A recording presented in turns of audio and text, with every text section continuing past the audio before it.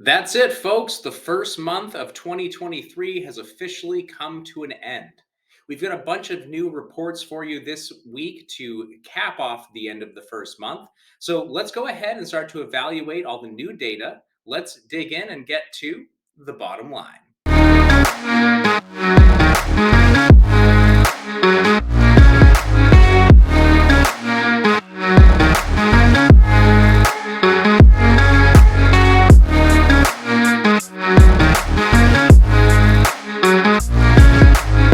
Morning. We've got some really exciting data to go over with you today, but of course, we are going to get started with our staples. So let's start off this week with looking at mortgage interest rates. Where better to start? The average weekly mortgage interest rate for a conforming loan came in at 6.18%, so just slightly underneath last week's reporting at 6.19%. But what I think is more important to focus on is the trend, right? Where are these interest rates heading week over week? And we can now, look back over the entire month of January, aka the entire year of 2023 so far. And to remind you, we were at 7.5% less than 6 months ago.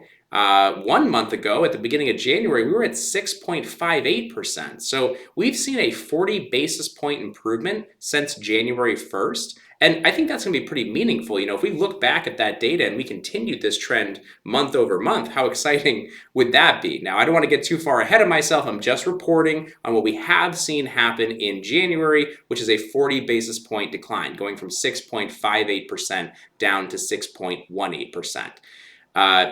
Take that with a grain of salt if you'd like, but we've been reporting that rates are going to continue to improve, and this is more data to support that. Now, when we switch gears a little bit, we look at purchase applications. How did that react to this?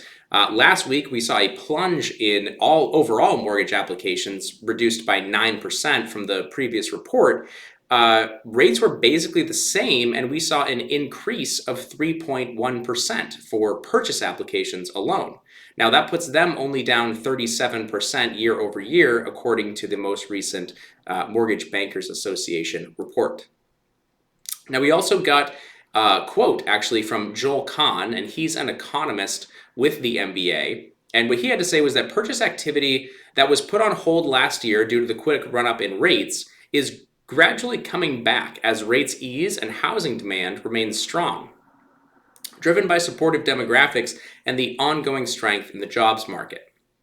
Now, we've also got Justin Small back here this week. And the reason he's back is because we got a new report from Zillow and a company called Pulsenomics. And they came out with their home price expectations survey. And basically what this is the projection on what home values are going to do further out than just 1 year. But they're talking 2, 3, 4, 5 years out into the future. So Justin, why don't you break this down for our viewers this morning and get us an idea on where we're at? Thanks, Jake. Today we are going to talk about the Price Expectation Survey, a little different from topics previously. This is a survey that was done in Q4 where 150 of the top economists were asked where they thought home prices would be in the future. The survey showed the average expected appreciation over the next 5 years would be 23%. While most people's time horizon is more like 10, 11, maybe 12 years, the opportunity over the next 5 years is significant for homeowners. Let's put this in a little bit of a perspective. If someone was to purchase a home for $500,000 and we saw a 23% appreciation over the next 5 years, they would gain $115,000 in equity alone.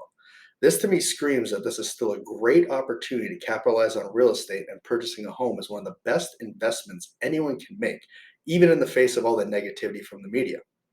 Interesting information. Back to you. Great stuff, Justin. And that is certainly some positive news and something that we're going to want to, keep an eye on. And on that same note, we actually got a report from CoreLogic.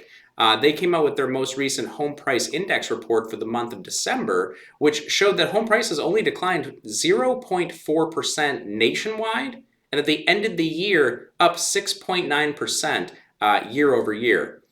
CoreLogic also forecasts that home prices will decline in January by 0.2%, but increase by 3% at the end of the year, so in the year moving forward. In total, CoreLogic only reported that home prices declined about 3% from their peak. And I should remind you that this comes off of the heels of 121 months, which is 10 years of straight gains in home prices. This is not exactly a housing bubble, but they believe that home prices are going to continue to rise 3% in 2023, which would be meaningful for wealth creation. I mean, if you think about it, a lot of conventional loans only require a 3% down payment. So you could basically double your money putting down 3%, buying a house that then goes up by 3%.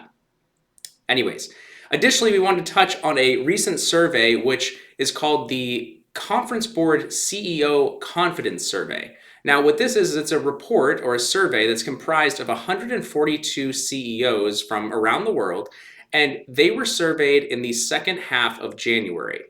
This report showed that CEOs remain cautious of the economy in 2023. The index came out at 43, which was above their reporting of 32 in Q4, but still below 50. And when it's below 50, what that means is that there's more negative responses than positives here. Now, let's go through some of the notable comments from the report. 93% of CEOs reported that they are preparing for a recession in 2023. 55% believe that a global recession is the greatest challenge to their company.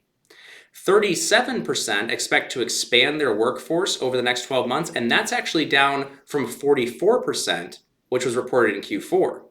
50% of them, half of the CEOs, said that they are reducing hiring plans, including selective hiring freezes.